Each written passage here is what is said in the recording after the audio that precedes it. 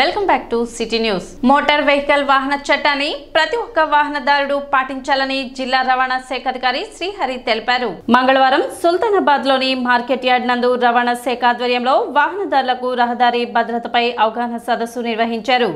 Light vehicle licence కలిగిన వారు 7,500 kgల వరకు ట్రాన్స్పోర్ట్, నాన్ ట్రాన్స్పోర్ట్ వాహనాలు నడపవచ్చని, హెవీ వెహికల్స్ నడపకూడదని, ట్రాక్టర్లు, లారీలు నడిపేవారు తప్పనిసరిగా టార్పాలిన్ పట్టాలు వినియోగించుకోవాలని కోరారు.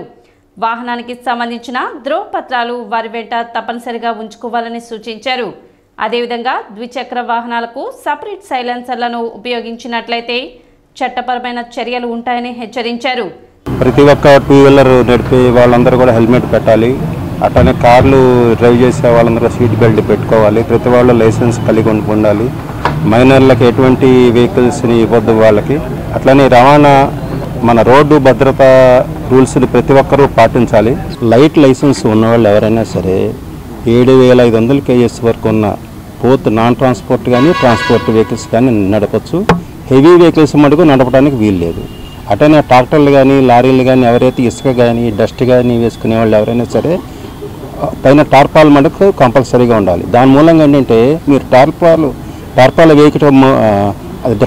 వేయకపోవటం మూలంగా వెనకాల వచ్చి వాహనదారులకు కానీ ఇటు నడిచే వాళ్ళకి కానీ 2 వీలర్స్ వాళ్ళకి కానీ చాలా ఇబ్బంది కలుగుతుంది. కాబట్టి మీరు కంపల్సరీగా టార్పాల్ మటుకు కంపల్సరీగా వేయాల్సిందే. ఇవన్నీ కూడా మీరు ప్రతి ఒక్క వాహనదారుడు ఇట్లా మన మోటార్ వెహికల్స్ వాహన చట్టాన్ని ఉపయోగిస్తూ ఇట్లు పోలీసు వారికి కానీ ట్రాన్స్పోర్ట్ డిపార్ట్మెంట్ వారికి కానీ సహకరించాల్సిందిగా కోరుచున్నాం. ఇట్లనే 2 వీలర్స్ వాళ్ళకి కనుక వాళ్ళు సపరేట్గా సైలెన్సర్లు కనుక తయారు చేసుకొని ఉపయోగించినట్టయితే వాళ్ళకి మన మోటార్ వాహన చట్ట ప్రకారం తగు చర్య తీసుకుంటామండి. సమావేశంలో రవాణా శాఖ అధికారులు రాఘవరావు, అమృతరాణి తదితర సిబ్బంది పాల్గొన్నారు. ఇప్పుడు మనకి రోడ్ సేఫ్టీలో మెయిన్ చెక్ చేస్తుంది ఏంటంటే ప్రాంతం నుంచి వచ్చి ఎక్కడికో వెళ్తున్నారు. ఓకే, కాబట్టి దోనేపూడి వెళ్తున్నారు. మనం అక్కడ క్వారీ దగ్గర పట్టుకుని సీజ్ చేయడం జరిగింది. ఎంత రాసాము? 25,000 రాసాము. ఎందుకు రాయాల్సి వచ్చింది? లైసెన్స్ డ్రైవర్కి LMV లైసెన్స్ ఏమో హెవీ లేదు. లైసెన్స్ 5,000. 50 మంది ఉన్నారు. మొత్తం లెక్కేస్తే 60 మంది తేలారు. సరే 50 రాసాం. 50 × 200, మనిషికి 200. అంటే గూడ్స్ బండి ఎక్కితే మనిషికి 200, 10,000. Permit violation. పర్మిట్లో ఏమని ఉంటుంది? గూడ్సే రవాణా చేయాలని ఉంది. కాబట్టి అతను ఏం రవాణా చేస్తున్నాడు? ప్యాసింజర్ని రవాణా చేస్తున్నాడు. అందుకని వైలేట్ చేసినందుకు పర్మిట్ లేనట్టే 10,000. 10, 20, 25,000 జనాలందరినీ ఉన్నపడంగా దించేసేసి బండి సీజ్ చేయడం జరిగింది. 25,000 వేసాము. ఇంకా కట్టుకోలేదు, బండి అక్కడే ఉంది. కాబట్టి ఇవన్నీ మేము చేయటం వలన ఏమైందంటే నలుగురు చెప్తాడు, చెప్పుకుండా ఉంటారు. అన్నీ కూడా ఫోర్స్లో ఉండి రోడ్డు మీదకి రావాలి. అలాగే ఈ ఆటోలకి, LGVలకి మనకి డాజ్లింగ్ లైట్స్ అనేవి పెడుతున్నారండి. ఈ డాజ్లింగ్ లైట్స్ వల్ల ఏమవుతుందంటే నైట్ టైము ఎవరైనా ట్రావెల్ చేస్తున్నప్పుడు అది ఎదురుగా రిఫ్లెక్షన్ వాళ్ళ కంట్లో పడడం వల్ల వాళ్ళకి మేజర్ యాక్సిడెంట్స్ అనేవి జరగడం జరుగుతుంది. సో అలాంటి విషయాల్లో మాకు కంప్లైంట్స్ ఎక్కువ వస్తున్నాయి. అలాగే వెహికల్స్కి బంపర్ ఇలాంటివి కూడా యూజ్ చేయకండి. అండ్ మోర్ ఓవర్ ఏంటంటే ఇలా ఎన్ఫోర్స్మెంట్ చేసేటప్పుడు మాకు ట్రాన్స్పోర్ట్ డిపార్ట్మెంట్కి అలాగే పోలీస్ డిపార్ట్మెంట్కి కూడా దయచేసి సహకరించాలని కోరుకుంటున్నాము. అంటే మేము కేసు రాస్తుంది బండికి, మనుషులకు కాదు. కాబట్టి ఆ భయం అనేది లేకుండా ఫస్ట్ బండి ఆపినప్పుడు ఆపి మీ దగ్గర ఉన్న డాక్యుమెంట్స్ ఏవైతే ఉన్నాయో అవి చూపించండి. మీ దగ్గర ఏదైతే లేదో ఆ వెహికల్కి ఏవైతే డాక్యుమెంట్స్ ఫోర్స్లో లేవో వాటికి మాత్రం మేము కేసు రాసి సీజ్ చేయడం జరుగుతుంది. అది కూడా ట్యాక్స్ పెండింగ్ ఉంటే మాత్రం బండిని వదిలేది లేదు, సీజ్ చేయడం జరుగుతుంది. అలాగే 7,500 kgs కంటే కూడా తక్కువ ఉన్న వెహికల్స్కి మనకి పర్మిట్ లైసెన్స్ విషయంలో వాళ్ళు హెవీ కూడా నడపచ్చు. ట్రాన్స్పోర్ట్ వెహికల్స్ కానీ నాన్ ట్రాన్స్పోర్ట్ వెహికల్స్ కానీ లైట్ వెహికల్స్ కానీ యూజ్ చేస్తారు. నేర నియంత్రణలో భాగంగా పట్టణంలో సీసీ కెమెరాల ఏర్పాటుకు చర్యలు తీసుకుంటున్నట్లు 3 టౌన్ సిఐ రమేష్ బాబు పేర్కొన్నారు. ఉన్నతాధికారుల ఆదేశాల మేరకు ప్రధాన కూడలిలో సీసీ కెమెరాలు ఏర్పాటు చేయడంతో పాటు అవసరమైన ప్రధాన రహదారులలో కూడా దాతల సహకారంతో సీసీ కెమెరాలు ఏర్పాటు చేసేందుకు చర్యలు తీసుకుంటున్నట్లు ఆయన తెలిపారు. పట్టణంలోని మార్కెట్ వంతెన, పాత బస్టాండ్ సెంటర్ ప్రాంతాలలో ప్రభుత్వ కెమెరాలు ఉన్నాయని, అదేవిధంగా స్వతంత్ర విహార్ హోటల్ వైపు నుండి రైల్వే స్టేషన్ వెళ్లే దారిలో మేరా నియంత్రణకు సీసీ కెమెరాలు ఏర్పాటు చేసేందుకు స్థానిక వ్యాపారులు ముందుకు వచ్చినట్లు రమేష్ బాబు తెలిపారు. 2 టౌన్ పోలీస్ స్టేషన్లోని కంట్రోల్ ద్వారా వీటన్నిటిని పర్యవేక్షించడం జరుగుతుందని తెలిపారు. మేరా నియంత్రణలో భాగంగా సీసీ కెమెరాల ఏర్పాటుకు దాతలు ప్రజలు స్వచ్ఛందంగా ముందుకు రావాలని ఆయన కోరారు. పోలీసు వారు వచ్చి సీసీ కెమెరాలు పెట్టమన్నారు. మాకు కూడా బాగుంటుందని చెప్పి మేము స్పందించి దానికి ఓకే అన్నాము. మాది ఎరువుల షాప్ అండి. మాకు మూడు క్యాములు ఖాళీగా ఉన్నాయి. ఆ 3 ఇస్తున్నాము. పోలీసు పాస్వర్డ్ కానీ పోలీసు వారికి సహకరించి డిపార్ట్మెంట్కి సహకరిస్తాము అని తెలుపుతున్నామండి. మా తెనాలి డిఎస్పీ గారు వీరు నిరంతరము క్రైమ్ సంబంధించింది క్రైమ్ ప్రోన్ ఏరియా ఎక్కడైతే ఉన్నాయో ఆ క్రైమ్ ప్రోన్ ఏరియాని ఐడెంటిఫై చేయమంటున్నారు. ముఖ్యంగా ఈ బస్టాండ్ సెంటర్ బాగా ఇంపార్టెంట్ మన తెనాలి మొత్తానికి. తెనాలిలో జనాభా ఎటుపోవాలన్నా రావాలన్నా ఏంది రాకపోకలు కానీ ఆటోల ద్వారా కానీ లేదా రైల్వే స్టేషన్ రావాలన్నా కూడా ప్రతిదీ కూడా ఇంపార్టెంట్ కోడలు ఇది. ఈ కోడల్లో ఎస్పీ గారి కోరిక మేరకు ఇక్కడ కంపల్సరీగా సీసీ క్యామ్స్ పెట్టమన్నారు. మా గవర్నమెంట్ కెమెరాస్ ఉన్నా కూడా అవి పాసింగ్ కెమెరాసే చూసుకోవడానికి మాత్రం పనికి వస్తాయి.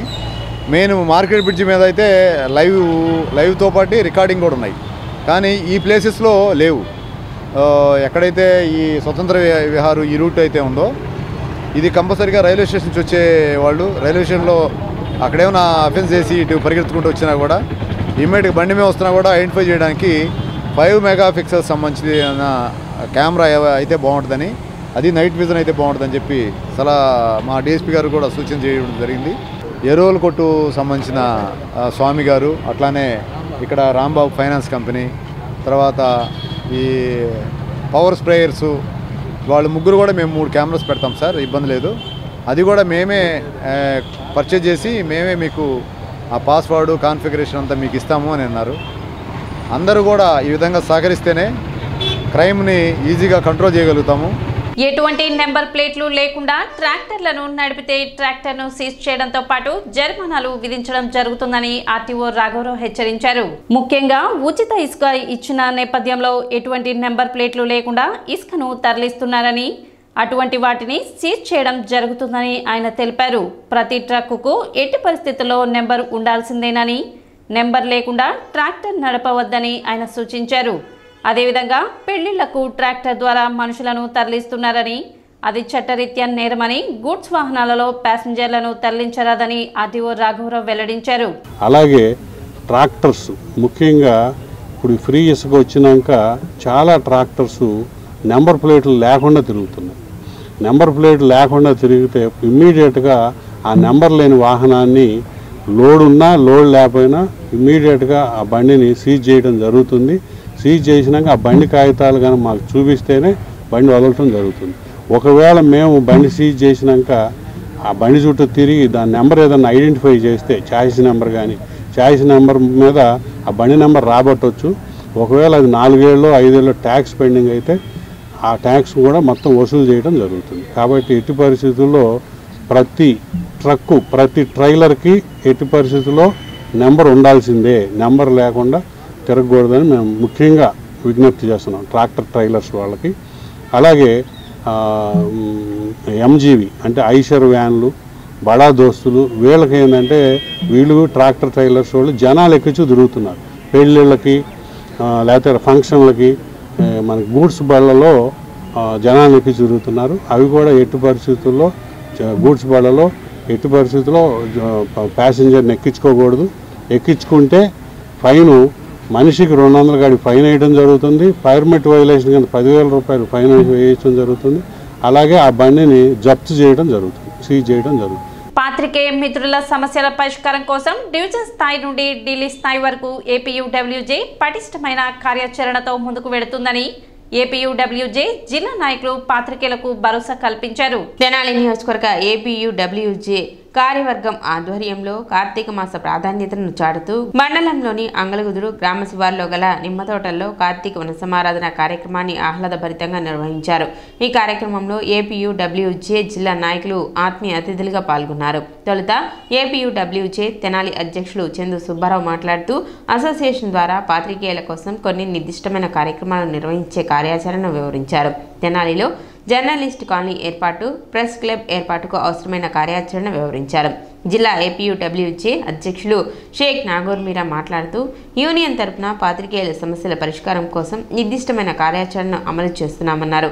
సమస్యల పరిష్కారం కోసం యూనియన్ తీసుకునే నిర్ణయాలను సంఘ సభ్యులు ప్రోత్సహించాల్సిన అవసరాన్ని వివరించారు. అసోసియేషన్ రాష్ట్ర నాయకులు భక్తవత్సలం మాట్లాడుతూ సుదీర్ఘకాలంగా ఏపీయూడబ్ల్యూజే సంస్థ పాత్రికేయుల సమస్యల పరిష్కార దిశగా తీసుకుంటున్న నిర్ణయాలు, సాధించిన విజయాలు వివరించారు. ఈ కార్యక్రమం పాత్రికేయ మిత్రులతో వనసమారాధన ఆహ్లాదాన్ని పంచింది. మన తెనాలి నియోజకవర్గ ఏపీడబ్ల్యూజే సభ్యులందరూ కూడా నా యొక్క ప్రత్యేక ధన్యవాదాలు.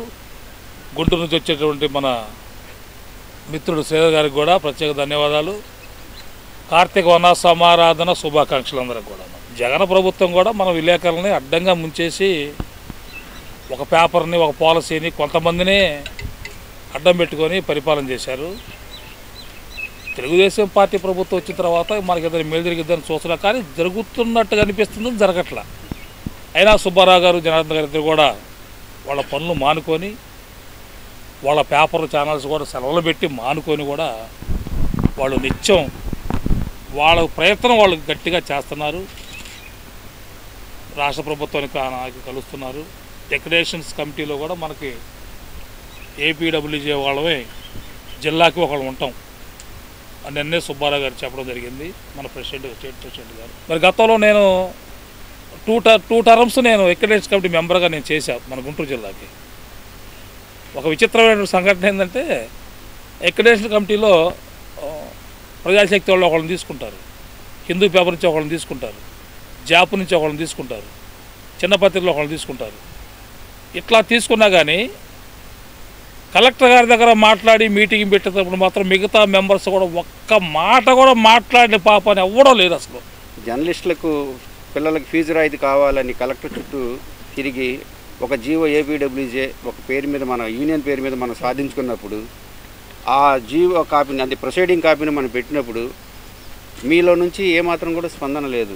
వేరే యూనియన్లు ఉండి చాలా పనులు చేస్తున్నాం మనం. ఎక్కడ స్టేట్ కమిటీ వాళ్ళకి మన వల్ల కానీ స్టేట్ కమిటీకి తెలియజేస్తున్నాం. స్టేట్ కమిటీ వాళ్ళు వాళ్ళ రాష్ట్ర స్థాయిలో వాళ్ళ మంత్రులు కలవని కానీ, లోకేష్ గారిని కలవనండి, చంద్రబాబు గారిని కలవనండి, వాళ్ళు చేయాల్సినది చేస్తున్నారు. వాళ్ళు కూడా ఏం చెప్పారంటే, గవర్నమెంట్ కొత్తగా ఏర్పడింది కనుక ఈ జర్నలిస్ట్ సమస్యలు మొత్తం ఉంటే అవన్నీ ఒకసారి మేమంతా పరిశీలిస్తాం, మాకు 3-4 నెలల టైం ఇవ్వమన్నారు. ఇప్పుడు మా జనవరి వచ్చేటప్పటికి అక్రిడిటేషన్లు వస్తున్నాయి. ఆ అక్రిడిటేషన్ కమిటీల్లో కూడా ఏపీడబ్ల్యూజే తరఫున మన వాళ్ళని వేయాలని కూడా వాళ్ళు డిమాండ్ చేస్తున్నారు. గతంలో ఉండేది, తర్వాత మళ్ళీ మధ్యలో ఏం చేశారు, మన పేర్లు, మన కమిటీ పేర్లు కానీ మనలో ఎవరిని లేకుండా చేశారు.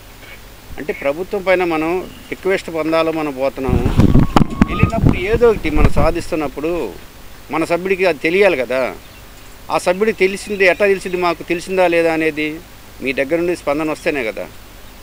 మీ దగ్గర సమస్య ఉన్నా ఏదైనా గ్రూపులో పెట్టండి, ఏదన్నా కానీ మంచి జరిగినా కానీ దాని మీద మీరు స్పందించండి. కార్తీక వన సమారాధన మంచిది అనేటువంటి భావన ఒకటి, అట్లాగే మంత్రి గారికి మెమరాండం ఇచ్చేందుకు ఏపీడబ్ల్యూజే ఆధ్వర్యంలో అందరం ఒక మాట అనుకుని ఒక తీర్మానం చేసుకుని చేయటం అనేటువంటిది, ఈ రెండింటినీ కూడా బేరేజ్ వేసుకుని మనం చేసాము. అట్లాగే జిల్లా అధ్యక్షుడు వారు, భక్తవత్సలం గారు, వీళ్ళందరూ వచ్చారు. వీళ్ళు మాట్లాడే ముందు మన వాళ్ళు ఎవరైనా ఈ అంశాల గురించి, వేరే ఇంకేదన్నా సమస్యల గురించి మేము మాట్లాడతాం, చెబుతామంటే వెల్కమ్ మిత్రులారా, మాట్లాడండి. తెనాలి జగడుగుంటపాలెం వద్ద కాలువలో యువకుడి మృతదేహం లభ్యమైంది. పట్టణంలోని 16వ వార్డు ముత్యంశెట్టిపాలెంకు చెందిన తాడిపత్తి శ్రీనివాస్ అనిల్ గా గుర్తించారు. ఆదివారం స్నేహితులతో కలిసి పార్టీకి వెళ్లిన అనిల్ తిరిగి ఇంటికి వెళుతూ ప్రమాదవశాత్తు కాలువలో జారిపడి మృతి చెంది ఉంటాడని పోలీసులు భావిస్తున్నట్లు సమాచారం. ఆదివారం నుండి అనిల్ కనిపించకపోవడంతో కుటుంబ సభ్యులు పోలీసులకు ఫిర్యాదు చేయగా సోమవారం ఉదయం కాలువలో మృతదేహాన్ని స్థానికులు గుర్తించారు. మృతుడికి భార్య శ్రీలక్ష్మి, 5 ఏళ్ల బాబు, 7 ఏళ్ల వయసున్న పాప ఉన్నారు.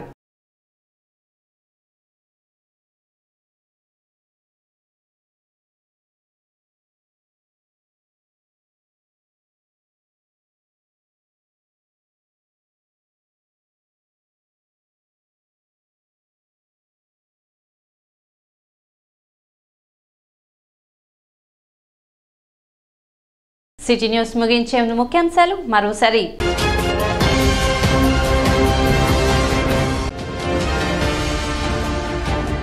తెనాలి రవాణా శాఖ ఆధ్వర్యంలో రహదారి భద్రతా వారోత్సవాలపై వాహనదారులకు అవగాహన సదస్సు.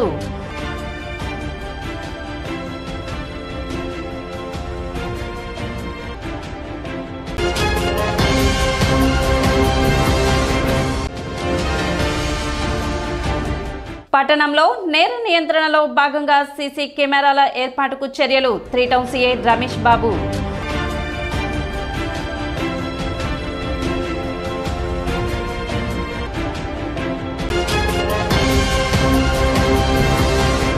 సిటీ న్యూస్ ఇంతటితో సమాప్తం. నమస్కారం.